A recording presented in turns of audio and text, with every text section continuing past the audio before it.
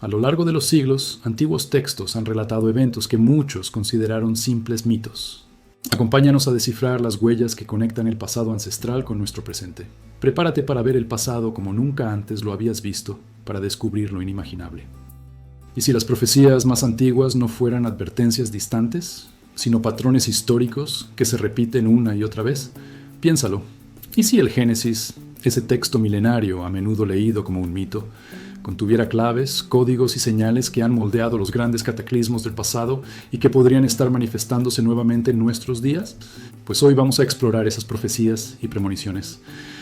Bienvenidos a este nuevo episodio especial sobre el Génesis. Comenzamos con el diluvio universal, pero con una perspectiva completamente fresca. A través de relatos globales, fósiles inexplicables, teorías científicas audaces y la comparación de ciclos históricos asombrosamente similares, nos adentraremos en el misterio que conecta el origen de la humanidad con nuestro mundo actual.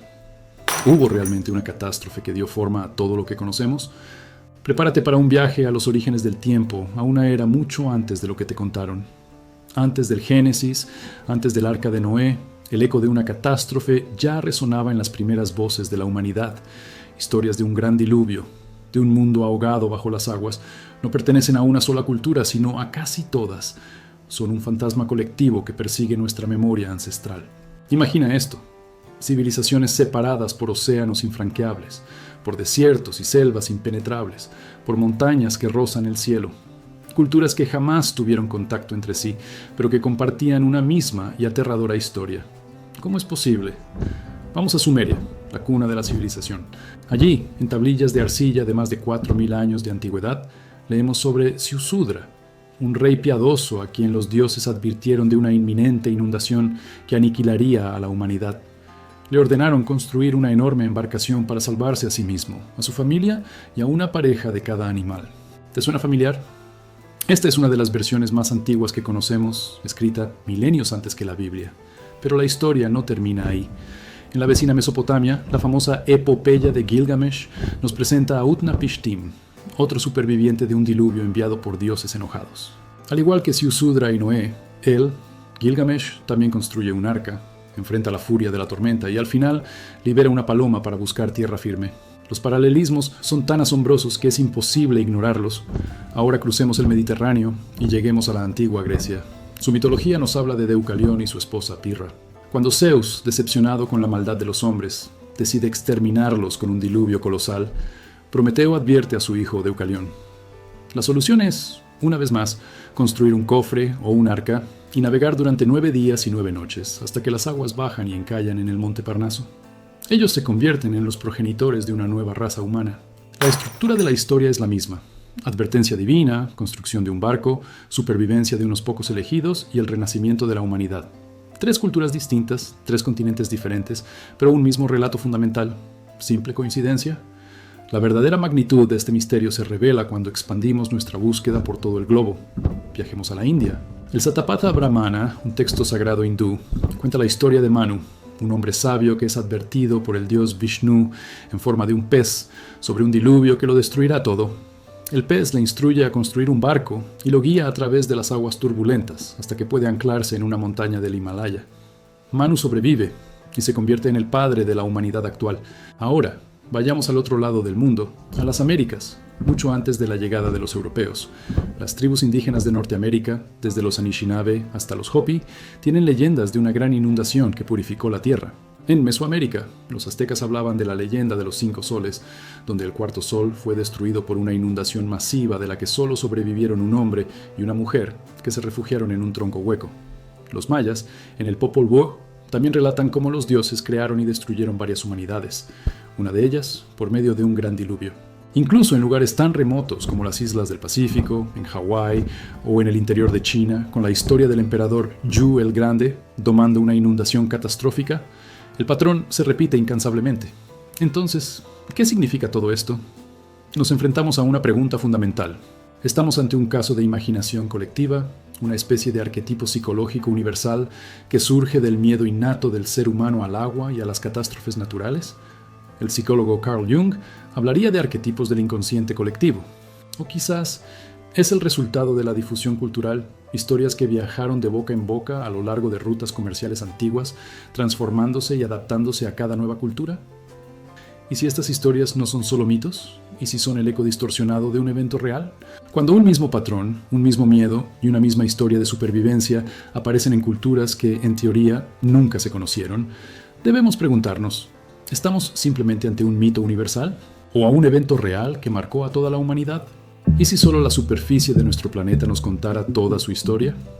Una historia geológica que nos cuenta todo sobre su pasado, su formación y evolución. ¿Qué pistas podemos encontrar en la superficie y profundidades de la Tierra? Hoy vamos a explorar algunas anomalías geológicas que desafían las explicaciones convencionales y nos dan respuestas a lo que ocurrió realmente en el pasado remoto. Imaginen esto. Si un evento catastrófico como un diluvio global hubiera ocurrido, ¿qué rastros o cicatrices gigantescas hubiera dejado en la corteza terrestre? Bueno, cuando los científicos geólogos observan de cerca, encuentran cosas que son, como mínimo, desconcertantes. Una de las más fascinantes son los llamados fósiles poliestratos. Piensen en un enorme tronco de árbol, petrificado, que atraviesa verticalmente varias capas de roca sedimentaria. Según la geología estándar, cada una de estas capas representa miles o incluso millones de años de deposición lenta y gradual. Entonces, aquí viene la pregunta del millón. ¿Cómo es posible que un tronco permanezca intacto durante millones de años sin descomponerse, mientras lentamente es cubierto capa por capa? No tiene mucho sentido, ¿verdad? Capas sedimentarias extensas que parecen depositadas no en millones de años, sino rápidamente, en episodios violentos, casi de una sola vez, atrapando al árbol en posición vertical antes de que tuviera tiempo de caer y descomponerse. Pero eso no es todo. Miremos las propias capas sedimentarias. Encontramos formaciones rocosas que se extienden de manera uniforme a lo largo de continentes enteros, rocas erráticas, bloques de piedra gigantes, transportadas a cientos de kilómetros de su origen, como si hubieran sido arrastradas por fuerzas colosales. Las explicaciones tradicionales hablan de mares poco profundos que avanzaron y retrocedieron lentamente durante eones. Sin embargo, la uniformidad y la escala masiva de estas capas sugieren algo diferente, una deposición rápida y a gran escala, como la que esperaríamos de una inundación de proporciones continentales, no de un proceso lento y localizado.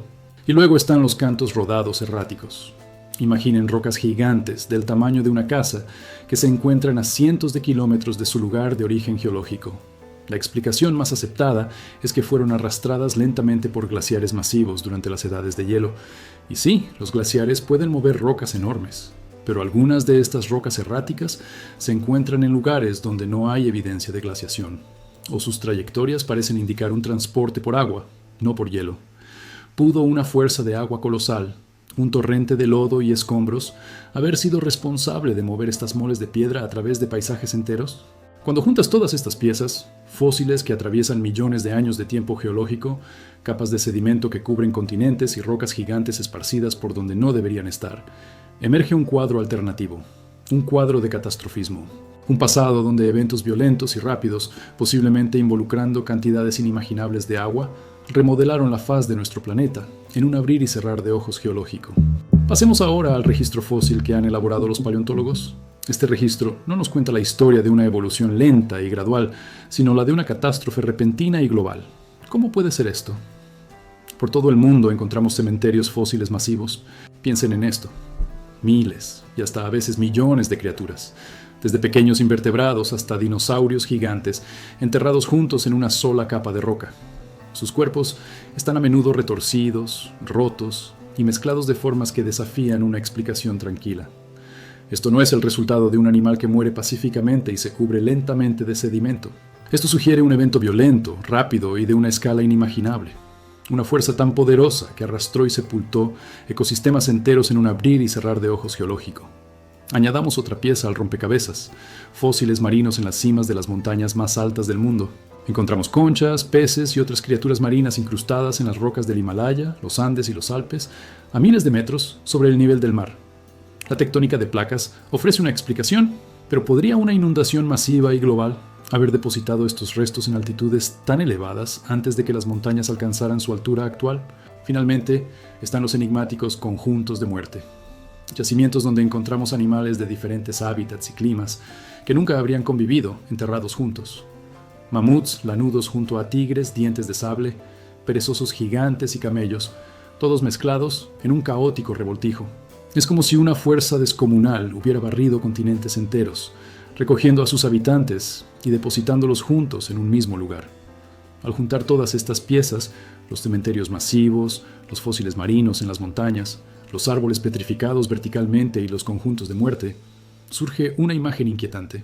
Una imagen que sugiere que nuestro planeta pudo haber experimentado una catástrofe global de proporciones bíblicas. Cambio a la teoría de las hidroplacas, que propone un escenario tan radical que pareciera salido de una película, pero está basada en física y geología observables. Según esta teoría, grandes cantidades de agua estaban atrapadas bajo la corteza terrestre a presión extrema. Imagina esto, vastos océanos de agua, más grandes que todos los mares que conocemos hoy, atrapados justo debajo de nuestros pies, en las profundidades de la corteza terrestre. Esta agua no estaba tranquila, estaba sometida a una presión inimaginable, como una gigantesca olla a presión a punto de estallar. Hasta que llegó un punto crítico. La corteza se fracturó, el agua explotó hacia arriba como gigantescos géiseres, arrasándolo todo. La corteza terrestre, que pensamos que es tan sólida, se fracturó, y entonces ocurrió el cataclismo. El agua subterránea explotó hacia la atmósfera con una fuerza inconcebible, lanzando chorros de vapor y lodo que alcanzaron el espacio. Estos géiseres cósmicos arrastraron rocas y escombros, oscureciendo el sol y provocando lluvias torrenciales a una escala que nunca hemos visto. Llovió sin parar durante semanas, inundando la Tierra por completo. Pero eso no fue todo. La liberación de esa presión interna tuvo consecuencias aún más dramáticas. Las placas continentales, que normalmente se mueven a la velocidad a la que crecen nuestras uñas, comenzaron a deslizarse a metros por segundo. Imagina continentes enteros derrapando sobre una capa de agua sobrecalentada. En cuestión de meses, lo que antes era un supercontinente se partió, formando los continentes que conocemos hoy.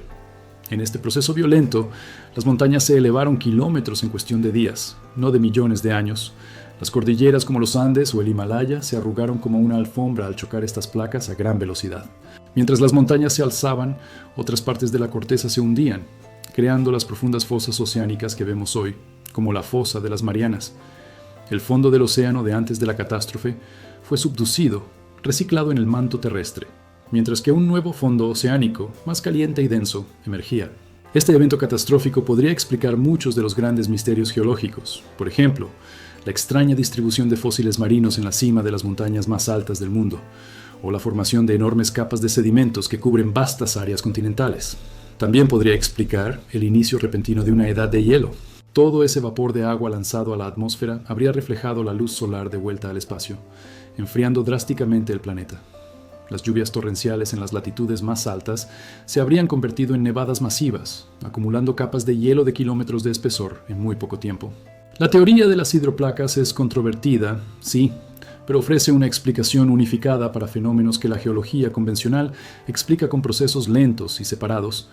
Es un recordatorio de que nuestro planeta podría tener un pasado mucho más violento y dinámico de lo que imaginamos. El Génesis no solo describe un cataclismo físico, describe un patrón moral, social y espiritual, un mundo que prospera, pero que luego se corrompe, una humanidad que se desconecta de su propósito, luego un juicio y finalmente un renacimiento.